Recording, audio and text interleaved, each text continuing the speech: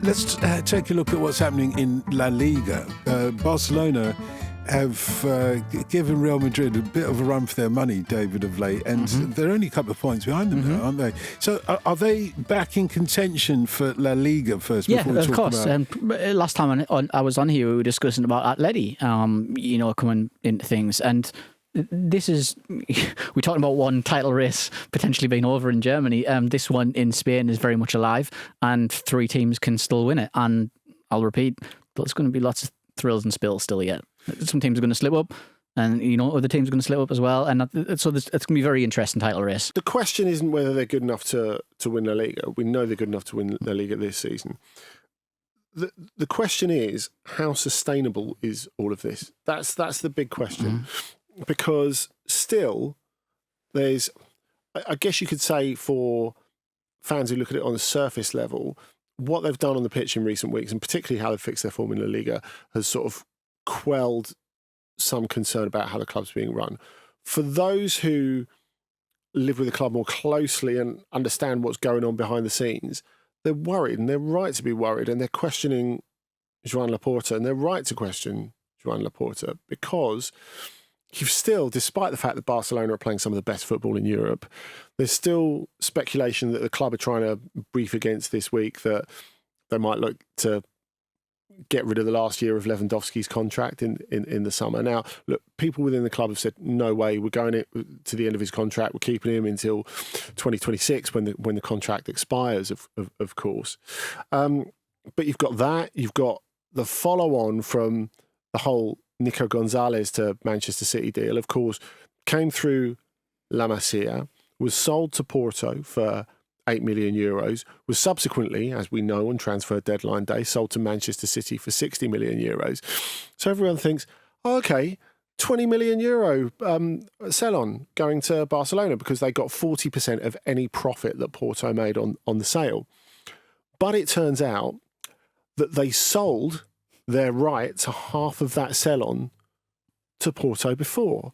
So you think, every time you think Barcelona have sold all the family silver it is possible to sell, they've just found a little bit more. Yeah. It's amazing, and it gives you no confidence for how they can build on this. Bear in mind, we can go back like a month, and Rafinha, the club captain, was sat there in a press conference ahead of the Super Cup going, you know what, if I was like offered the chance to sign for Barcelona today, maybe I'd think twice about it, because am I going to get paid?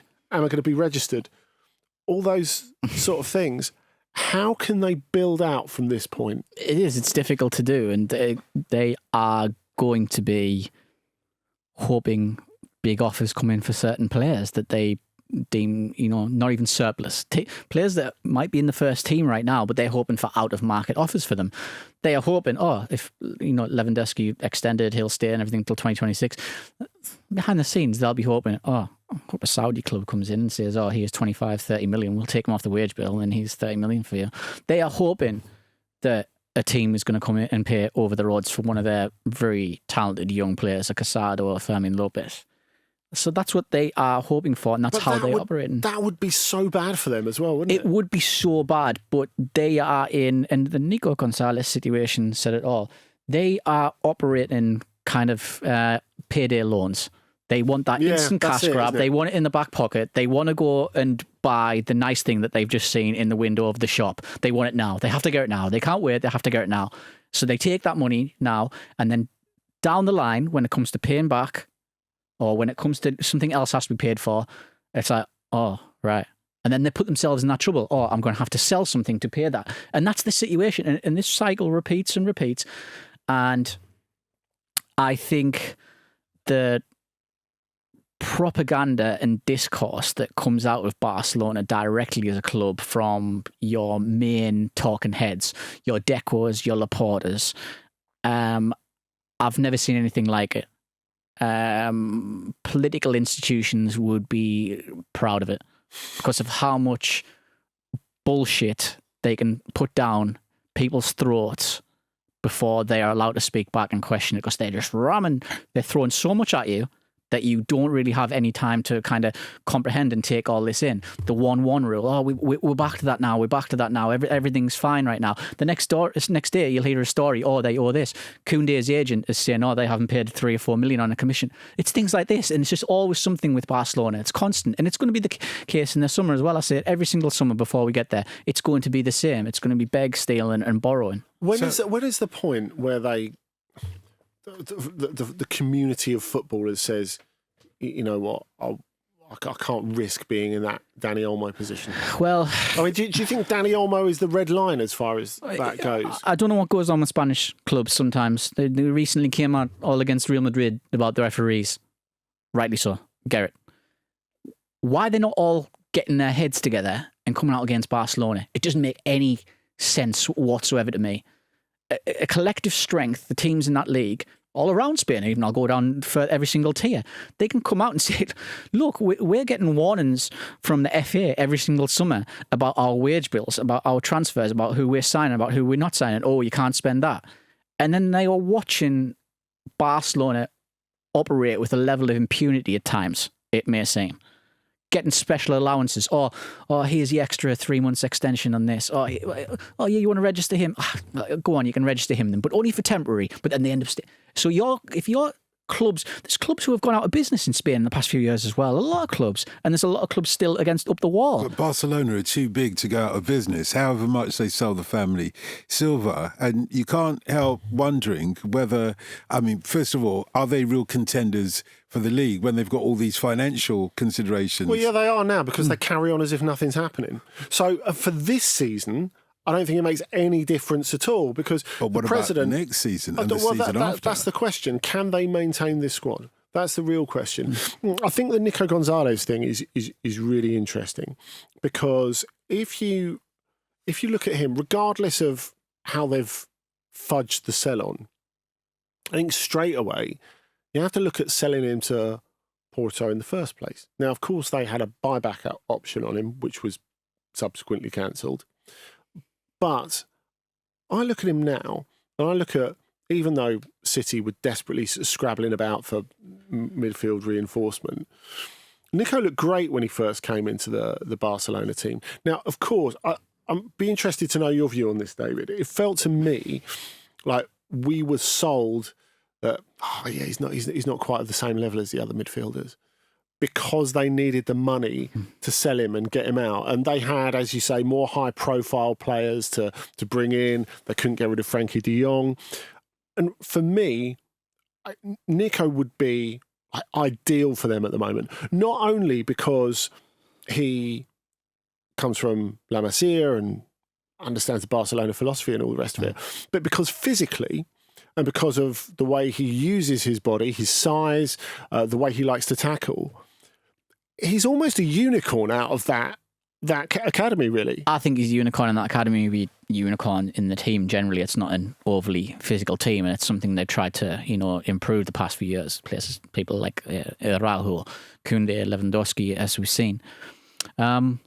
I don't know. I just think I would have looked at it upon it. If we talk about the Barca situation, and they're in a certain, you're in this certain situation, I'd be going, okay, Man United's absolutely breaking down our door for Frankie de Jong.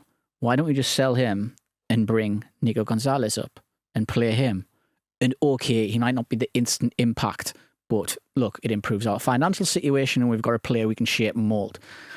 The issue is Barcelona's under so much pressure to compete with Real Madrid, to compete in Europe with all of the big clubs as well, that they feel like they have to still have these stars, and there's no time for waiting, and fans won't accept maybe 2 or 3 years of waiting around for this player to develop. So we'll sell him to Porto. The Porto can develop him. We'll take this instant crash. We'll get this cash grab right now, and we can still operate with Frankie de Jong, who's a right now player. When you say fans won't accept this, do you mean international fans? Because that's what I feel. That I definitely mean. I feel that the match-going fans would accept if they said, right, okay, we're going to build from the bottom. Like, we think of the atmosphere when Xavi first took charge, when the team was like rubbish by Barcelona standards, really.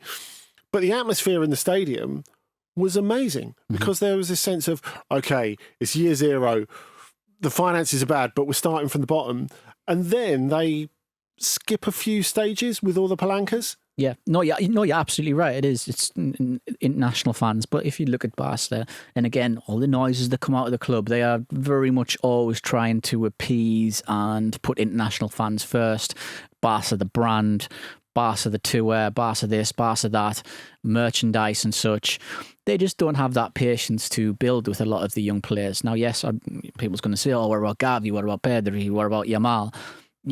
Yeah, I'll turn that back on you and say, look, you gave them patience. Why didn't you give other people patience as well? You look at Mingueza off doing good things for Celta at the moment. Yeah, and it wouldn't surprise me if, your likes of Firm and your Casado are the first out the door when your Chelsea's or your Man United's or whoever it may be come sniffing in the summer. They'd be looking at them players to sell on, and that's just how it is. But this is the nature of it, and there's just a belief, and people will always debate this, that they can't perhaps compete at the very, very top level if they do have that full influx of La Masia talent as it is right now. When will the day of reckoning be then? When will the chickens come home to roost for Barcelona? I don't know. Honestly, it's so hard to answer that question. I thought it was going to happen every summer.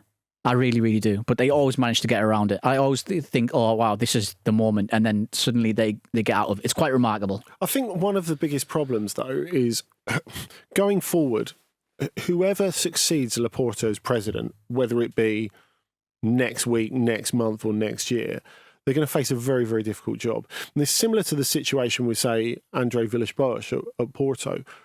He goes into that job, which he thinks is the job of his life, and it is almost set up to fail because the amount of mess that you've got to clear up for the previous guy, you're not going to not get dirty overalls off it. That's the way it is, because you think you're being left with like a wardrobe full of financial skeletons and everything else, and it is going to be ugly. Of course. Mopping that up. The previous regime has been in several years. It's like what we see with politics as well. Somebody might go 4 or 8 year term. You can have 4 or 8 years of shit to clear up before you actually start doing the things that you want to do. And it operates with football clubs as well. Sometimes you get a bad regime and it's like, wow, look at this mess here. And yeah. I'll take the 4 years rather than the 8 years.